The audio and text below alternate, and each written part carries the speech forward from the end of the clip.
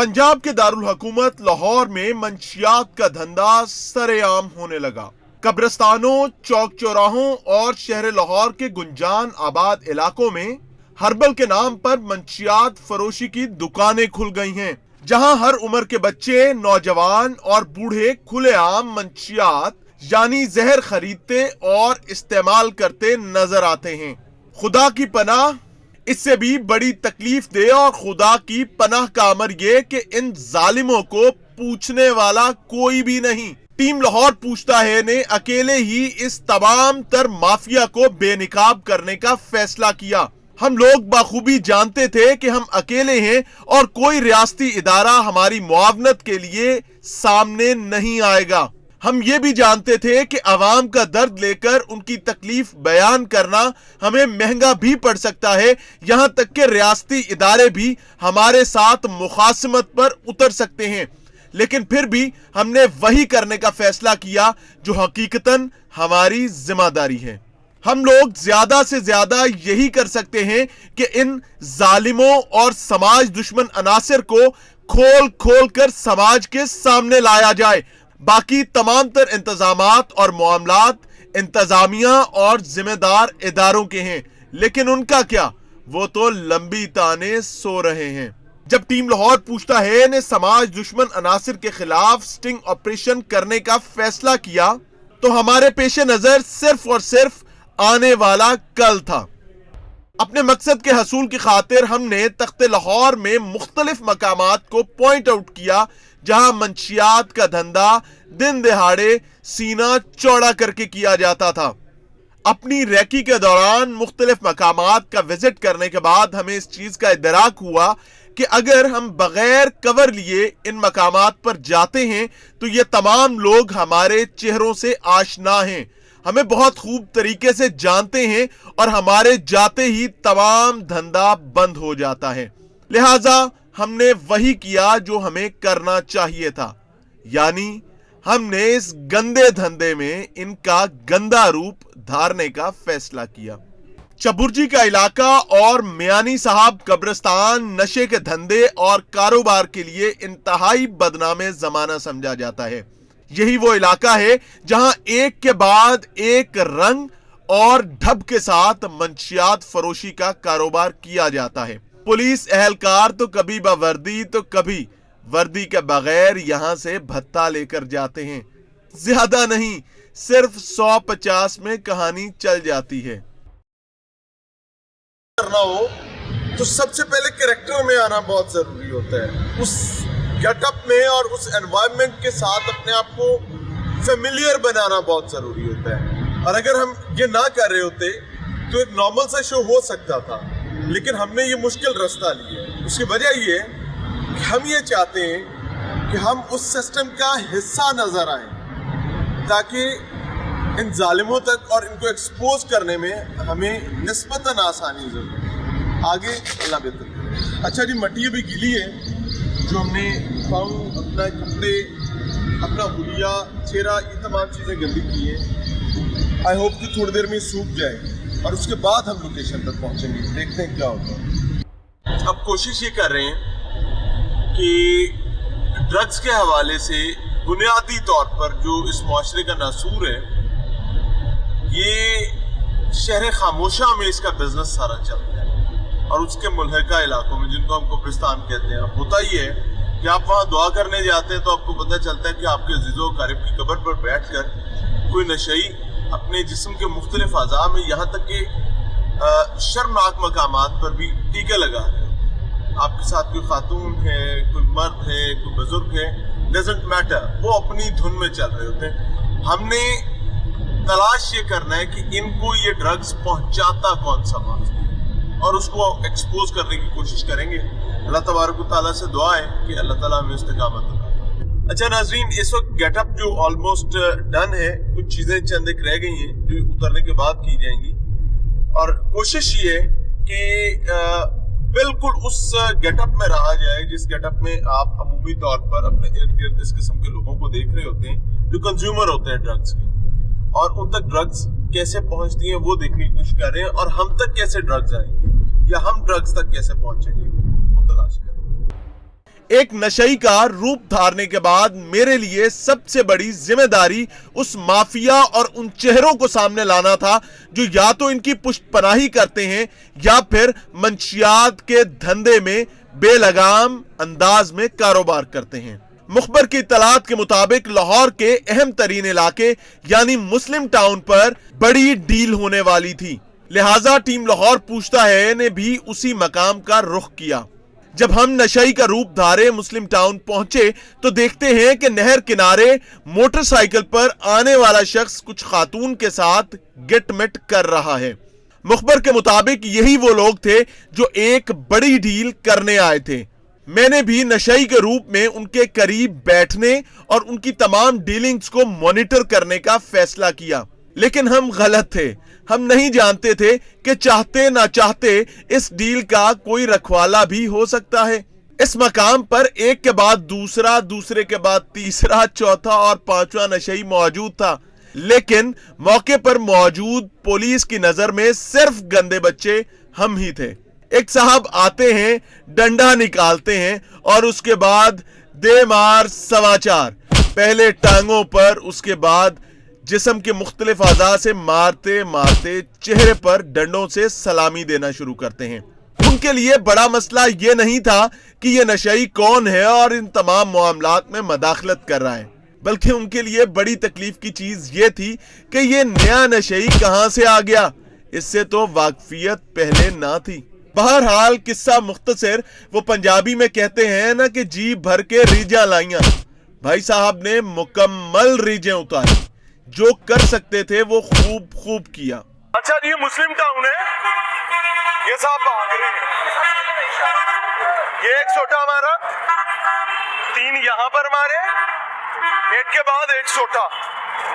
صرف مسئلہ کیا تھا کہ وہاں اپنے لوگوں کو یہ ڈرگز کے حوالے سے پروٹیکٹ کرتے ہیں۔ ہم نے تھوڑا سا حلیہ بدلا ہے اور حلیہ بدل کر یہ چیزیں آپ کے سامنے رکھ رہے ہیں، ڈونٹ وری، اور چہرے بھی دکھائیں گے۔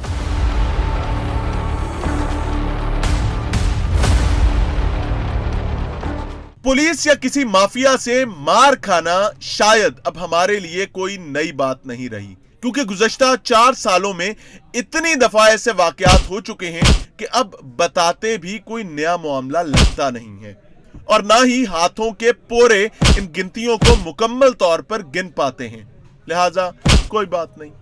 بہرحال ہم تو وہی کریں گے جو ہم نے کرنا ہے اور جو ہماری ذمہ داری ہے، لیکن مقتدر اداروں کے لیے اور ذمہ داران کے لیے سادہ سا معصومانہ پیغام دینا چاہیں گے کہ جناب، اگر ہم لوگ یہ تمام چیزیں کر سکتے ہیں تو آپ لنگڑے لولے ہیں؟ آپ اس مافیا کو لگام کیوں نہیں ڈالتے؟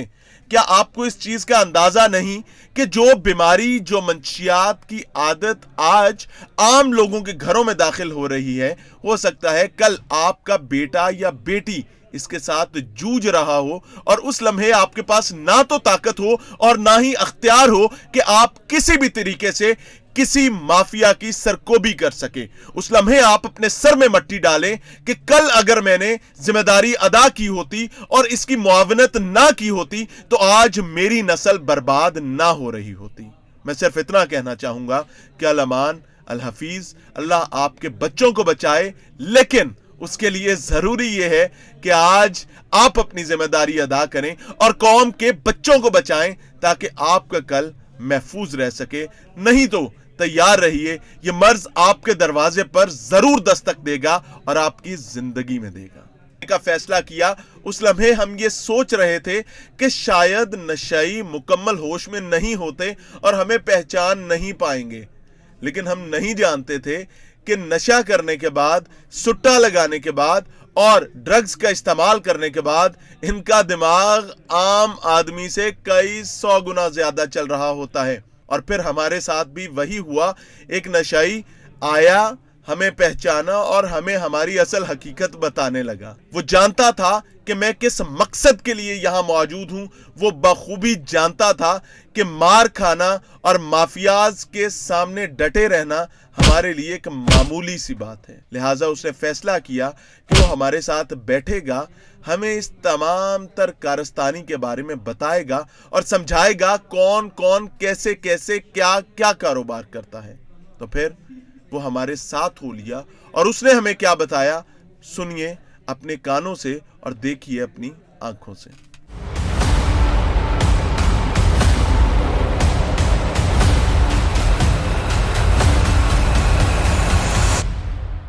اچھا جی، میرے ساتھ ایک صاحب ہیں۔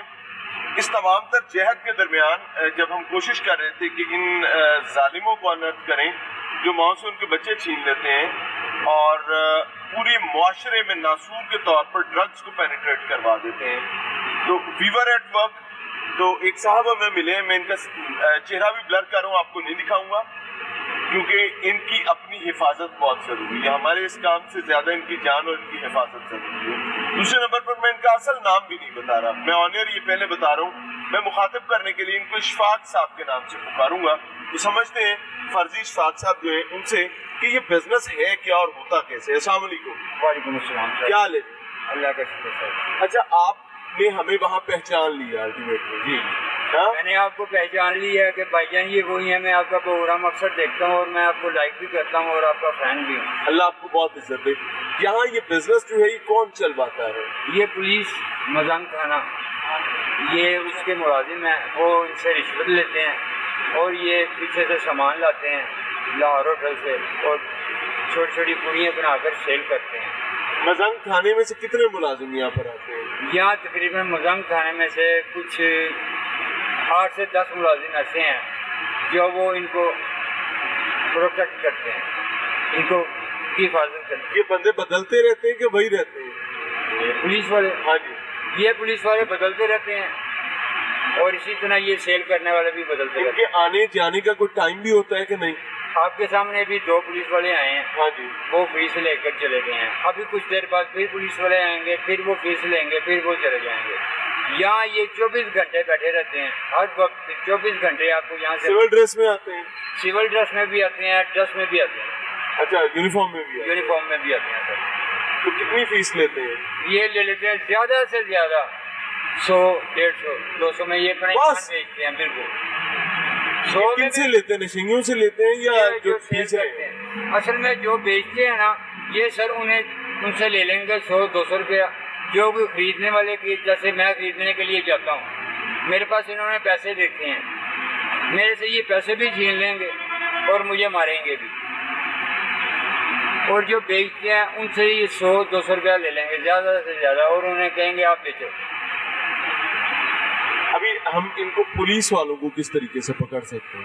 پولیس والوں کو آپ اس طرح سے پکڑ سکتے ہیں کہ تھوڑا سا ٹائم ہمیں دینا پڑے گا، ابھی وہ آئیں گے، ٹائم ہونے والا ہے ان کا، 3 یا 4 جنے آئیں گے بھرتی میں، وہ آپ کے سامنے ان سے فیس لیں گے اور چل جائیں گے۔ ابھی وہ 2 سول بھرتی میں آئے تھے، وہ فیس لے کر گئے ہیں اور انہیں سامان دے کر گئے ہیں۔ کیپسول کے اندر کوئی ڈرگ بکتی ہے، وہ کیا؟ وہ ہے دتورے کی جڑ، اس کے اندر 2-3 چیزیں اور ڈالتے ہیں، افیم تھوڑی سی ڈال دیتے ہیں، اس جڑ کو وہ گرینڈ پر کر لیتے ہیں، سکھاتے ہیں، اسے گرینڈ کرتے ہیں اور وہ اس طرح نشہ کرتی ہے کہ وہ اس سے زیادہ خطرناک ہے اور اس کا نشہ بھی اس سے تیز ہے۔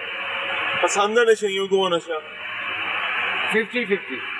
وہ لوگ زیادہ پریفر وہ والا نشہ کرتے ہیں یا پاؤڈر کو؟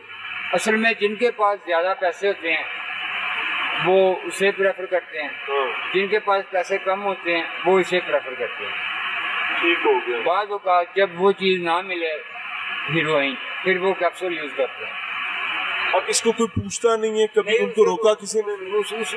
یہی ہے، اس کے پاس بھی آئیں گے، ان سے فیس لے لیں گے 100-200 روپیہ، انہیں چھوڑ دیں گے۔ یہ دتورا کہاں سے آتا ہے؟ یہ دتورا مختلف جنگلات میں لگا ہوتا ہے، زہر ہے یہ، اس کی جڑ کو نکالتے ہیں، سکھاتے ہیں، پھر اس کے اندر افیم تھوڑی سی ڈال لیتے ہیں۔ یہ جو نیچے دکان ہے وہاں پر وہ دکان کھول کے بیٹھے ہیں اور وہاں پر یہ کام کرتے ہیں، ان کے پاس صرف یہ دتورے کے کیپسول ہی ہوتے ہیں اور کچھ نہیں ہوتا؟ ایک وہ ہوتا ہے، ایک گولی ہوتی ہے۔ وہ گولی کیا ہے؟ وہ گولی کی مجھے نہیں سمجھ آئی، وہ بھی نشے والی وہ اس سے بھی تیز ہے بھائی جان. وہ کتنے کی ہے؟ وہ بھی 8 سے 10 روپے کی ہے. بس کتنی کھانی ہوتی ہے ایک ٹائم؟ وہ 2 گولیاں کھا لیں نا انسان بندہ تو سمجھ لیں وہ سارا دن